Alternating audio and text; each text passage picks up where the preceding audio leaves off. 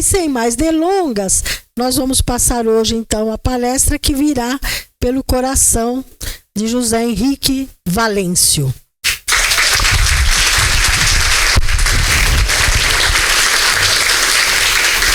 Boa noite, preparei um currículo tão grande para ler, você não leu nada, Angela?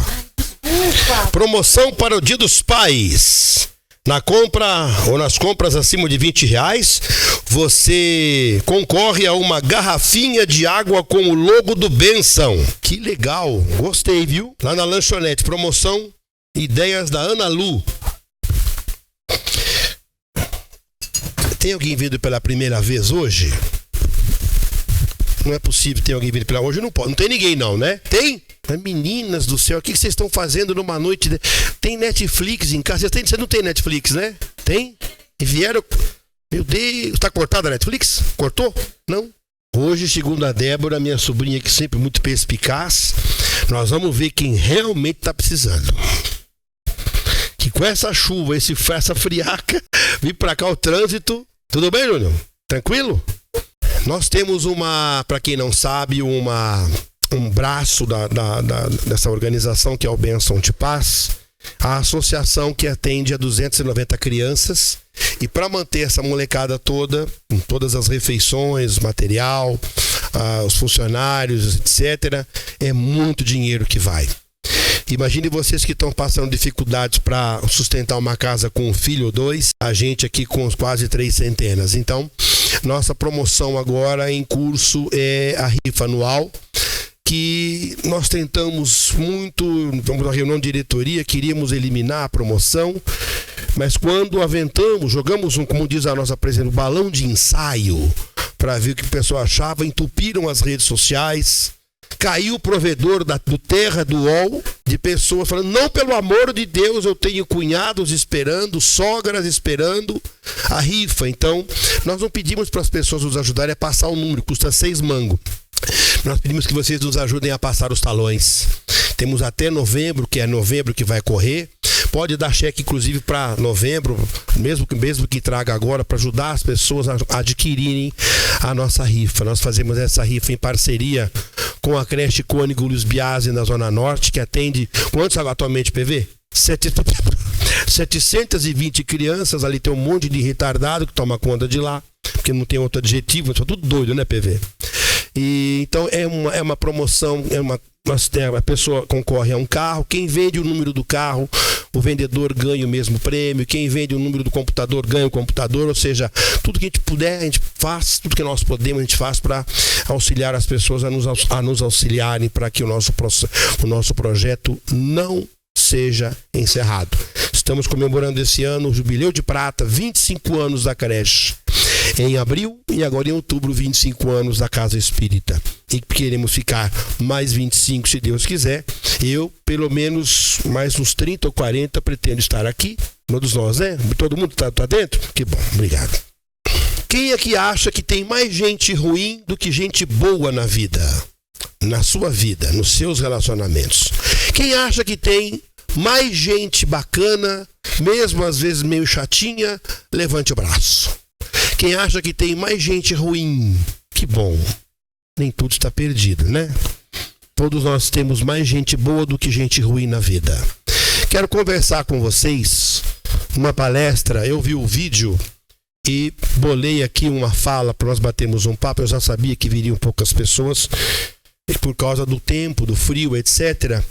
Então eu bolei aqui uma leitura, um tema para conversar com vocês, especialmente para chegar ao fecho que eu achei muito bacana da parte do Rossandro. Eu não sei se ele é Rossandro Klingei ou Klingjai. É Klingjai, né? Ele fala que é para não ter dúvida. Valeu, Dani.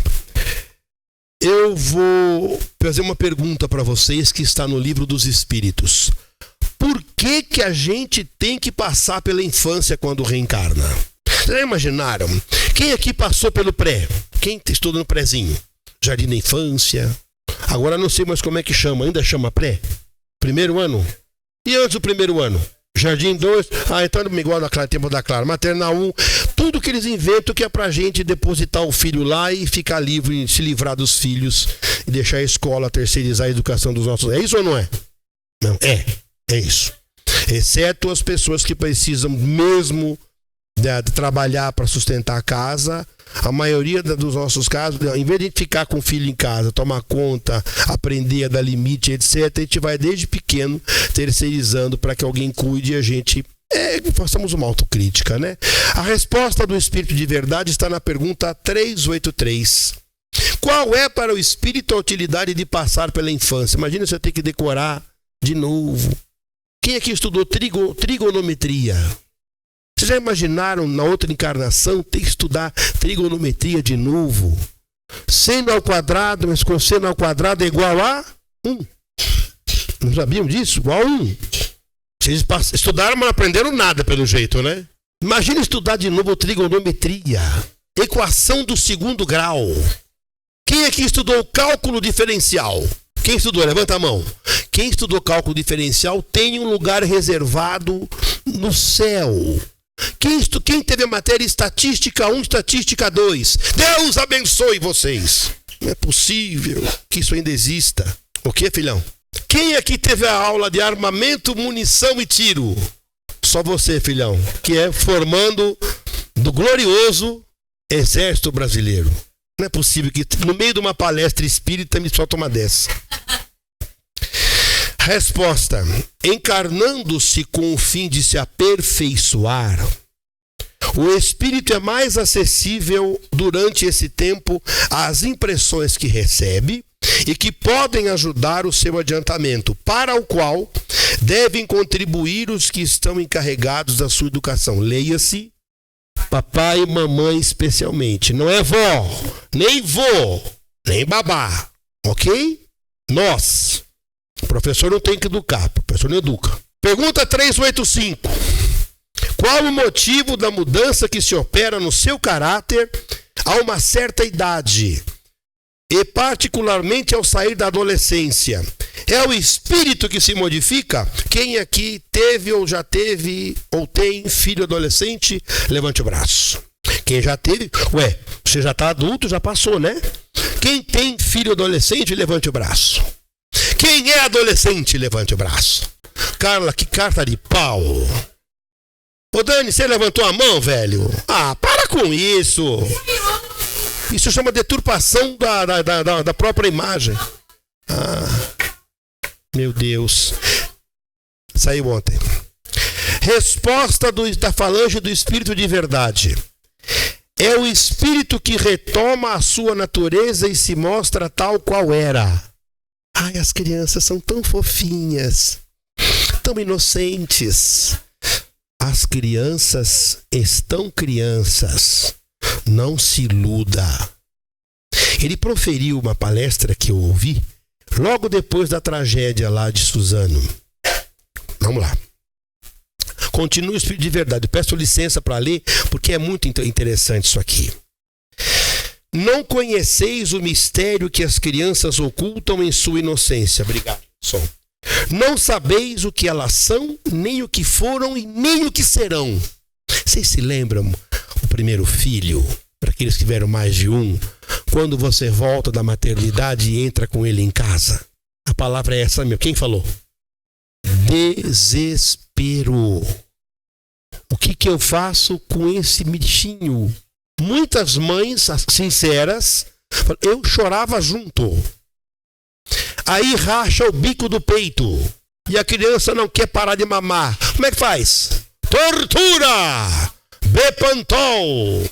Vidros e vidros de Bepantol. Não é fácil. Não é fácil. Continuam os espíritos. E, no entanto, as amais e acariciais como se fossem uma parte de vós mesmos. Não é? E de tal maneira que o amor de uma mãe por seus filhos é reputado como o maior amor que um ser possa ter por outros seres. De onde vem essa doce afeição?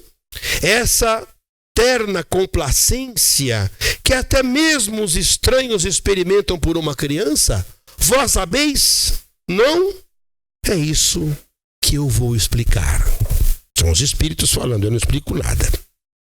As crianças são os seres que Deus envia a novas existências E para que não possam acusá-lo de demasiada severidade, prestem atenção nisso. Dá-lhes a todas as aparências de inocência. Mesmo numa criança de natureza má, e elas existem, suas faltas são cobertas pela não consciência dos atos. Essa inocência não é uma superioridade real em relação ao que elas eram antes. Não. É apenas a imagem do que elas deveriam ser, e se não o são, é sobre elas somente que recai a culpa. Se tem uma coisa que é absolutamente uma instituição mundial, é a culpa que pai e mãe sentem quando educam um filho, chegam a um certo estágio de vida. Culpado disso, culpado porque trabalha. A responsabilidade é do próprio espírito reencarnante. Ou erramos sim, com certeza. Como qualquer ser normal erra, nós somos imperfeitos. Segue a leitura. Mas não é somente por ela que Deus lhe dá esse aspecto. É também, sobretudo, por seus pais, cujo amor é necessário à fragilidade infantil. E esse amor seria extraordinariamente enfraquecido pela presença de um caráter impertinente e acerbo, enquanto, supondo os filhos bons e ternos, dão-lhes toda a afeição e os envolvem nos mais delicados cuidados. Não é brincadeira que eu vou falar. Imaginem a mãe de Hitler cuidando dele pequenininho. Guti-guti, vem cá, Dolfinho, papinha, mamadeira, tetê, troca. Se ela soubesse quem é que estava criando, talvez não tivesse o mesmo amor e o mesmo cuidado. Olha como Deus é terrível. Por isso é que é Deus. Mas quando as crianças não mais necessitam dessa proteção, dessa assistência que lhes foi dispensada durante 15 a 20 anos, seu caráter real e individual reaparece em toda a sua nudez. Permanecem boas se eram fundamentalmente boas, mas se irisam sempre de matizes que estavam na primeira infância.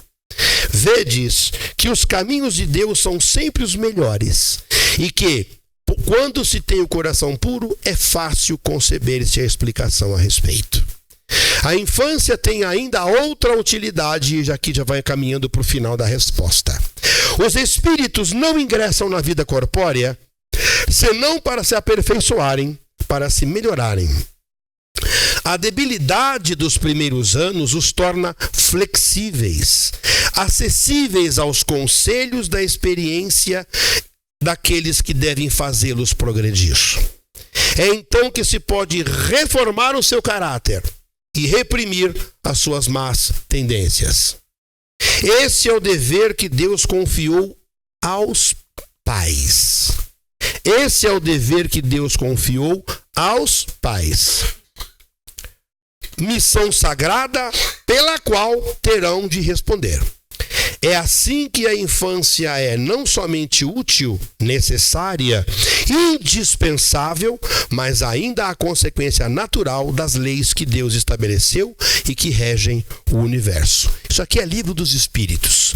Doutrina Espírita, codificada por Kardec e cuja primeira edição do livro Basilar, este que li, foi em 18 de abril de 1857, 2 séculos, portanto, passados. Meus amigos e meus irmãos, nós estamos vivendo uma época de grandes insatisfações, de grandes preocupações e de uma perplexidade disseminada, como talvez nunca antes na história da humanidade ou em raríssimas ocasiões. Vocês sabem o que são a geração XYZ? Geração X é do pessoal do pós-guerra, né, do baby boom, daquela grande natalidade ocorrida após a Segunda Guerra Mundial. Obviamente nós precisamos repovoar o planeta, que foram mais de 20 milhões dizimados, mas especialmente nos Estados Unidos, a geração X daquele pessoal que veio, não tinha grandes horizontes porque o mundo estava absolutamente atônito após todos aqueles 39 a 45, 6 a 7 anos que durou o conflito da Segunda Guerra Mundial, maior conflito em que o nosso planeta já se envolveu. Depois da geração X absolutamente ali perturbada, que foram os hippies, que fumaram maconha, do surgimento da pílula anticoncepcional, etc., vem a geração Y, a chamada geração Millennials, que foram aqueles que atravessaram o comecinho dos anos 70, finalzinho dos anos 70, até o final dos anos 90. Alguns falam que 90 até 92. Pessoal que viu surgir e sentiu na pele as consequências da globalização, que já aprendeu a ter muito mais rapidez em tudo que tem que fazer, mas que viu depois de algum tempo que há poucas perspectivas em função daquilo que eles passaram, que viveram. É a geração que em 2012 era responsável por 20% da população do globo. Vejam vocês, cerca de 1 bilhão e 400 milhões das pessoas que habitavam o planeta em 2012, 7 anos atrás. Nessa época havia 1 bilhão e 400 milhões de habitantes dentro da geração Millennials, a geração Y. E aí depois, no final dos anos 90 e até 2000 e papapá, temos a geração Z. Geração Z é a geração de muitos que estão aqui, desse pequenininho que está aí. A geração do pessoal que estuda com fone de ouvido, ouvindo música e respondendo mensagens no WhatsApp ao mesmo tempo. Essa é a geração Z. Cuja principal dificuldade qual é? Segundo os estudos dos psicólogos, de quem estuda da sociologia, a dificuldade para fazer a interação social. Eles não sabem interagir socialmente, porque cresceram, é a geração mais conectada de todos os tempos, que não sabe imaginar como seria o mundo sem a internet. Veja a complexidade de viver nesse planeta, especialmente nessa virada de milênio e nos anos que estamos vivendo atualmente. Como é barra estar vivendo esses anos e esses momentos que vivemos agora. E aí, onde é que eu quero chegar com isso? A principal reclamação que os pais, que os psicólogos, os clínicos especialmente, ouvem em seus consultórios, da autoria de crianças e de jovens é: os meus pais não me escutam, só me gritam, não saem do celular e eu não sei o que fazer. O que é que gera o vício? Segundo estudos que foram feitos, e o Rossandro detalha na palestra, o que é que gera o vício? Todos nós pensamos, o que gera o vício é a dependência, mas não. Descobriu-se de forma muito recente que o que gera o vício é a privação. Privação é que vai acabar gerando vício. Por quê? Eles viram que a maioria dos ex-adictos, eles conseguem sair do vício sozinhos, sem ajuda de ninguém. Óbvio, não é que se internam uma vez, mas eles dão um jeito de sair disso. Estive a questão de amanhã, 2 semanas, assistindo a uma palestra do Dr. Drauzio Varela sobre drogas. E ele fala que a maior clínica que existe no mundo para libertar a pessoa do crack, que é a pior droga que existe atualmente, chama-se cadeia. E eu explico. Nas cadeias é proibido o uso do crack. Não é proibido em qualquer lugar? Não, quem proíbe é o crime organizado. No estado de São Paulo, especificamente, quem usar pedra de crack está candidatíssimo, inclusive, a ser morto. Por quê? Quando o crack, no começo, quando o Dr. Drauzio começou a trabalhar na casa de detenção, todo mundo era viciado em heroína, em cocaína, era uma loucura, todo mundo muito ruim. Ele, com o tempo, conseguiu tratar de todo mundo e o pessoal saiu daquilo e entrou na maconha. Depois de algum tempo, com a dificuldade de conseguir obter, surgiram as pedras de crack, e aí foi absolutamente uma loucura. Eles se matavam, eles se arrebentavam, não havia disciplina, e foi aí que o próprio crime organizado proibiu o crack nas cadeias. Mas pera um pouquinho, e o cara que é internado e era viciado em crack? 30 dias, 60, no máximo 90, depois de sofrer um pouco, ele está completamente liberto da droga. Porque não pode usar. Não entra crack nos presídios. Especialmente no estado de São Paulo, onde inclusive eu trabalhei durante um tempo. Não tem. Então, o que gera realmente o vício é a privação, mas sabendo lidar com isso, eu acabo conseguindo tratar. fácil de deduzir com relação a quem vive a privação de quase tudo, mas e na classe média? E entre as pessoas mais ricas? Que tipo de... Porque você vai imaginar na favela, nas comunidades, nos lugares mais pobres, o pessoal tem privação de tudo. É muito fácil você encontrar pessoas que acabam ali aderindo, acabam descambando para o vício. Mas o que está faltando? O que é que falta para os jovens e as crianças da classe média e pessoas de idade mais madura e também entre a classe rica? Privação do que esse povo sofre? Privação de afeto.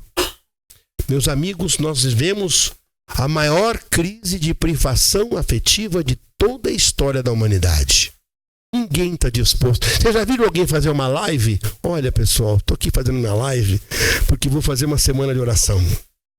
Queria ensinar vocês a rezar o Pai Nosso e ver a beleza que é o Pai Nosso. Fazer uma live ensinando a orar. Estou fazendo uma live aqui para contar que hoje estive em tal lugar, nasceu uma criança dentro de uma viatura policial. Que maravilha o trabalho aqui do policial Zezinho, do policial Chiquinho, que conseguiram fazer o parto. Ninguém faz live disso. Nós temos uma dificuldade horrorosa, não só de expressar o nosso afeto, como até mesmo para pedir. Eu estou precisando de afeto, eu estou carente. E aí que a coisa começou a entornar, o caldo começou a entornar a partir de então. Prossegue o nosso Rossandro. Não se valoriza o que nos vem fácil. Vocês lembram, quando, eu não sei, aqui é mais do meu tempo, mas deve ter os 2 ou 3 aí da minha faixa etária.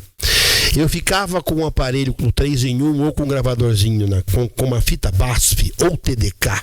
Horas ouvindo as FMs, esperando tocar a música que eu queria.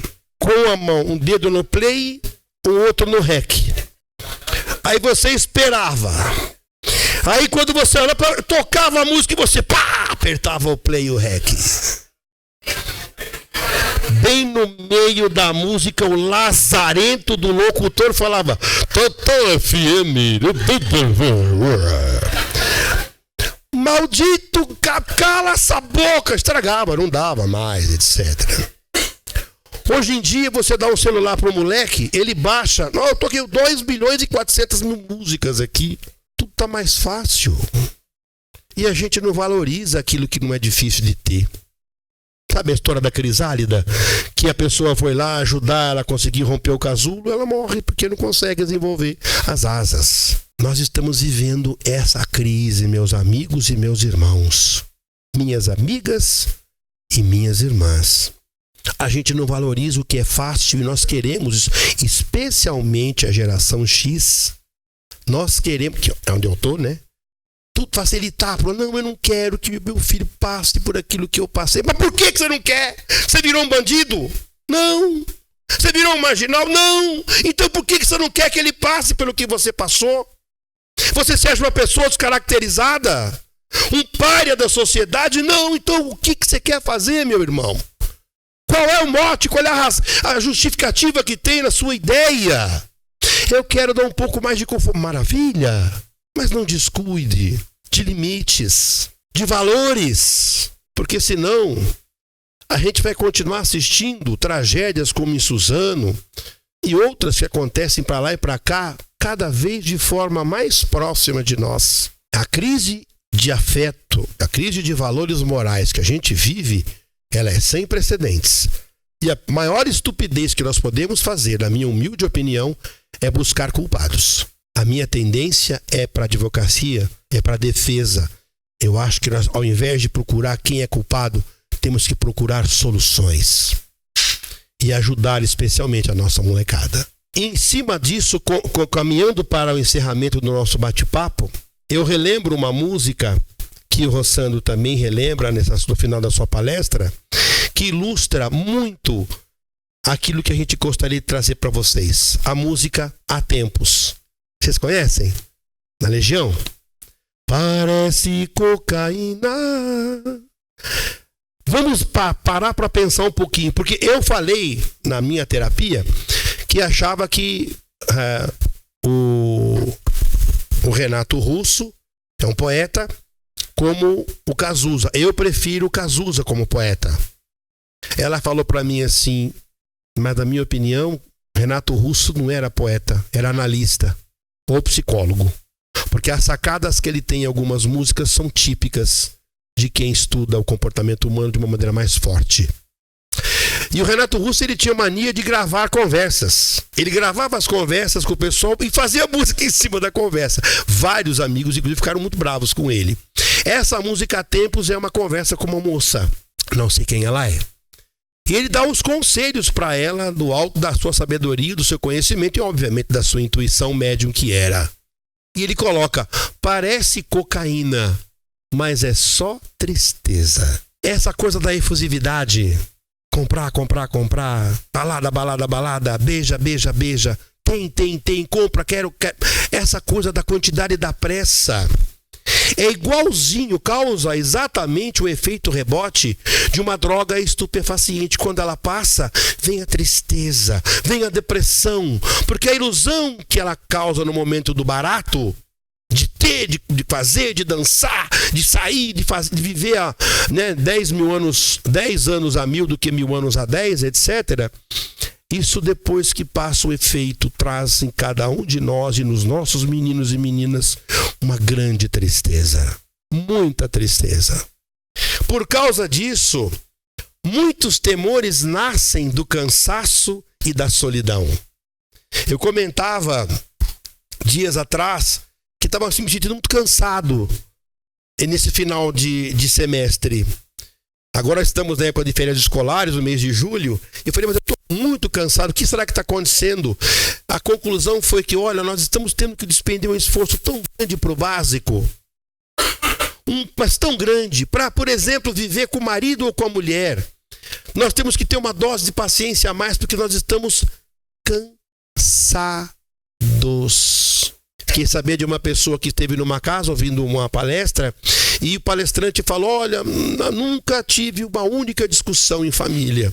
A pessoa se levantou e foi embora, né? Porque num lugar desse, em que as pessoas estão já numa classe angelical, o que tem para ensinar pra gente, né? A gente se sente mais à vontade em pessoas que nem nós, né? Onde as pessoas brigam, muito mais grande família do que nosso lar acima a 3 graus, etc. Nós temos dificuldade de viver e conviver é para os fortes. Fraco não convive com ninguém, ele se isola, porque não segura a onda. Em qualquer tipo de relacionamento afetivo, pai e filho, mãe e pai, casal, avós e netos, o bagulho é louco, gente. Conviver com o pessoal que vende bilhete no metrô, conviver com o cobrador no ônibus, conviver com as pessoas que nos empurram, que pisam, que assediam, que desrespeitam, tudo isso exige de nós uma energia. Chega uma hora que isso é o cansaço, que é exatamente oriundo disso, os temores que vêm do cansaço e da imensa solidão que a gente sente. Quem aqui tem crises de insônia e acorda de madrugada? Quem é o parceiro de vocês nessas horas? Pode falar a palavra. Começa com C e termina com elular, não é? Joguinho, WhatsApp, leitura. Isso se chama solidão, que é absolutamente indispensável. Todos nós temos que ter os nossos momentos de estarmos sozinhos. Mas quando isso começa a ficar doentio, estamos precisando de ajuda. Isso tudo gera o quê? O autoabandono, a fuga do contato, a pessoa que não, eu não quero sair, eu não quero ver ninguém, quero ficar em casa. Quantos filhos que não saem do quarto, passam o fim de semana todo em joguinhos e isso e aquilo, etc. Isso gera o quê? Descompasso, desperdício. Descompasso por aquilo que poderíamos ter do que está acontecendo no mundo e desperdício de tempo, desperdício de anos, desperdício de vida, meu Deus do céu. Eu perdi meu sogro pouco mais de um ano e ele falava para mim, se eu pudesse voltar para os meus 70 anos, 70, ele faleceu com 93, se eu pudesse voltar para os meus 60 anos, meu Deus, quanta coisa que eu... Gente, é a idade que eu tô. Meu sogro queria voltar na idade que eu tô. Imagina, eu gostaria de estar nos 40? Não. que significa isso? Não percamos, não desperdicemos o nosso tempo. Não joguemos a nossa vida fora. Definição de um psicólogo que publicou um trabalho agora em 2018. A geração atual não é definida por aquilo que conquistou, mas por aquilo que perdeu. Olha isso. Sob o ponto de vista antropológico, sociológico, etc., a geração atual ela é definida por aquilo que perdeu. E aí tem o verso do danado do Renato Russo na década de 90. Herdeiros são agora da virtude que perdemos. O que nós perdemos? Que virtudes essa geração perdeu? Perdeu virtudes como generosidade, respeito, gratidão, tolerância, exceto alguns, né, que estão realmente muito abençoados. A grande maioria da molecada não sabe o que é gratidão.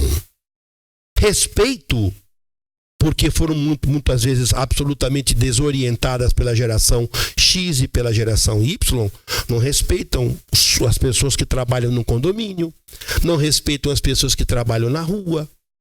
E quando é assim, como elas são uma geração que está absolutamente conectada dia e noite sem parar, não existe como desenvolver empatia, porque você só desenvolve empatia em contato com outros seres humanos. Como é que eu vou desenvolver, por exemplo, a piedade? Como é que eu vou conseguir ficar com pena de alguém? Somente estando em contato com aquela pessoa, vendo aquela pessoa chorar e sentir o drama que ela está passando. Não dá para fazer isso no mundo digital. E o mundo digital, dependendo do estado do espírito e da condição em termos de evolução, não serve mais. Vimos ali em Suzano que existe, eu já sabia há muito tempo, a tal da Deep Web, onde tem coisas ainda mais do submundo. Porque o mundo e suas coisas ruins que não nos interessam, para eles são carninha de vaca. Eles querem coisas mais densas, mais trevosas, mais negativas. E procuram tudo isso. E se afogam nos labirintos da Deep Web. Essas pessoas, esses jovens, esses espíritos estão sendo perdidos. E de novo vem, né? Eles perderam essas virtudes e ganharam o que no lugar? Tênis, computador, celular, viagens. Tem um vídeo do Sandro, que eu, um dia, se eu puder conversar, eu acho que foi esse vídeo que lançou você aí para ficar na moda do pessoal, dos vídeos, especialmente entre os espíritas. Quando ele vai com um grande amigo dele, um homem muito rico, buscar os filhos no aeroporto. Filhos que voltavam da Disney, depois de ficar lá 15 ou 20 dias. Vocês já assistiram? É excelente. Excelente. Quem puder, assista. O vídeo vale muito a pena. E como de novo volta, né? Meus pais não me ouvem. Eu chego a um outro verso da música. Tua tristeza é tão exata e hoje o dia é tão bonito. Gente, fala-se com clareza. Isso dói, está difícil. Olhem, não sei se alguém aqui já viu ou já soube. Olhem no perfil de um jovem que tenha se suicidado. Por exemplo, do Facebook. Ninguém gosta de mim. Eu não sou importante para ninguém. Eu não tenho motivo para viver. Para que eu vou continuar aqui? Isso está acontecendo ali. Ele no computador dele, o pai e a mãe achando que está tudo bem. Quantas vezes eu encontrei meninos se drogando com o uniforme da escola? Papai e mamãe acham que eles estão na escola. Não, eles estão usando droga em outro lugar. E o papai e a mamãe achando que eles estão lá na escola. Porque joga lá e tá tudo certo, a escola que se vire. Tá errado. Tá muito errado. É tão grande a tristeza que você não consegue perceber que o dia tá tão bonito. Que existem coisas que são a verdadeira face da beleza ao seu redor, mas a tristeza não permite. E já estamos acostumados a não termos mais nem isso. Essas coisas bonitas, essas coisas lindas e esse olhar para as coisas que fazem com que o nosso espírito se engalane, que o nosso espírito se alegre, que o nosso espírito tenha brilho. A rede social de um jovem que se matou retrata isso com muita exatidão. Mesmo aqueles que praticaram os crimes lá, por exemplo, em Suzano, Depois que acontece, meu Deus, eu não tinha percebido. Era a avó, era o pai, era a mãe, era isso, aquilo. Gente, o sofrimento às vezes grita no nosso ouvido, mas a gente não presta atenção. E às vezes o sofrimento dos nossos amados. Sonhos vêm, sonhos vão, e o resto é imperfeito. O mundo como ele é, na realidade, os sonhos vêm, os sonhos vão, e o resto é imperfeito. Nós estamos com os pais, os melhores pais possíveis. Nós temos o melhor marido que nos seria possível ter, a melhor esposa que a gente poderia ter. Parem de idealizar o marido, a mulher, o filho, porque nós somos o que nós somos. Ninguém pode dar o que não tem. E por causa disso nós estamos destruindo casamentos, relacionamentos, idealizando a pessoa e querendo moldar aquilo que nós achamos que seria o ideal para nós. Isso é bobagem. Além de ser muito burro. Ele diz assim: disseste que se tua voz tivesse força igual à imensa dor que sentes, teu grito acordaria não só a tua casa, mas a vizinhança inteira. Olha aí de novo a falta de diálogo. Relacionamentos perdidos por falta de conversa. Mas conversa de verdade. O que ele recomenda e todos os psicólogos recomendam? Seja sincero. Olha, não gosto muito disso. Não gosto muito de quando você faz isso, mas se você não consegue, tudo bem. Aí você escuta a resposta do outro lado, é conversa, não é monólogo. E o diálogo compreende sempre que mesmo quando que você ouve aquilo que você não gosta, espera terminar e depois argumente, não agrida. Há tempos. Nem os santos têm ao certo a medida da maldade. Gente, nesse mundo líquido do Bauman que a gente vive, de fragilidade de valores, a vida humana, o respeito, estão desaparecendo. Há muita maldade disseminada por aí. Quando você pega numa rede social qualquer, ele fala que nas redes sociais a gente até consegue se segurar um pouco, mas no WhatsApp a gente mostra toda a nossa vileza. Há um comentário, viu, Angelina, entre os espíritos, de que está correndo um projeto de lei no céu, que para entrar agora no nosso lar vai passar num data show o WhatsApp do cara. O seu WhatsApp passaria nesse teste? Melhor não ter, né? Nessa hora é melhor não ter. Gente, isso é muito sério. E ele coloca: e há tempos são os jovens que adoecem. Nossos jovens estão doentes. E aqui eu sei que eu não vou aguentar porque eu vou lembrar da Boate Azul, mas os nossos jovens estão doentes de amor. E eles, ao invés da canção que procura remédio na vida noturna, estão procurando remédio nas paixões, nas ilusões, e estão sofrendo uma barbaridade. Ele termina, coroa a letra da música com as frases que nós já conhecemos tão bem. Meu amor, que era uma mulher, né? Uma moça que está, meu amor, disciplina é liberdade. Que dificuldade para disciplinar a molecada hoje em dia. Que absurdo. Eu imagino meu avô, se alguém falasse para ele, já está no céu faz tempo: ô vô, tem um programa na televisão, chama Super Nani. É uma babá que vem de fora para ajudar os pais a criar as crianças, que são crianças muito terríveis. E eu acho que, não sei se o meu avô aguentaria, não. Não aguentaria. O nono já resolveria. Porque eu sempre falo, nós estamos criando uma geração de nádegas flácidas e gelatinosas, que não aguenta o sopro, não aguenta uma contrariedade. É preciso não ter medo de dizer não. Tem um vídeo do Rossandro que eu morri de rir. Ele queria sair. Eu vou sair, mãe. Não vai, não. Eu vou sair, não vai, não. Eu vou sair, não, aqui em casa, enquanto eu estiver sustentando você vai fazer o que eu quero. Você não vai sair. Eu falei, fiquei uma semana sem conversar com a minha mãe. E no final do diálogo assim, mas então, já que é assim, eu não vou mais te amar. E ela responde, quem foi que te falou que eu preciso do seu amor? Eu preciso que você me respeite. Ele ficou uma semana sem conversar com a mãe, ela ficou um mês sem falar com ele. Pelo jeito não deu certo, que ele é uma pessoa que não serve para nada, o Rossandro, né? Um espírito valorosíssimo que está ajudando muita gente a fazer reflexões importantes. Eu sei. Liberdade, disciplina, liberdade, compaixão é fortaleza. Uma das primeiras e mais buscadas virtudes das virtudes principais, né? Compaixão, ter compaixão é ser forte. Ter compaixão é uma maneira de você desenvolver a sua empatia, colocando-se no lugar da pessoa que sofre.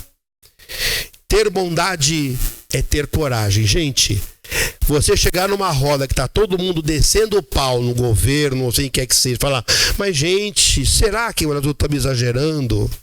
Será que a pessoa não quis dizer uma outra coisa? Você é linchado. Ser bom, ter um comportamento bondoso, para você fazer isso, você tem que ter coragem. Porque bater o pau nos outros, entrar no mainstream da negatividade, qualquer imbecil entra. Mas para tentar fazer as pessoas enxergar algo de bom, algo de luz, algo de positivo, você tem que ter muita coragem. Encorajemo-nos em nosso Senhor Jesus Cristo. Encorajemo-nos nos valores que nos foram ensinados e que nunca sairão de dentro de nós. E usemos para com os nossos filhos a mais eficaz e mais absolutamente incontestável ferramenta de educação que jamais se criou, que se chama exemplo. Que a paz de Jesus possa permanecer no coração de todos nós e que essa reflexão possa servir para que a gente viva mais e melhor. Boa noite.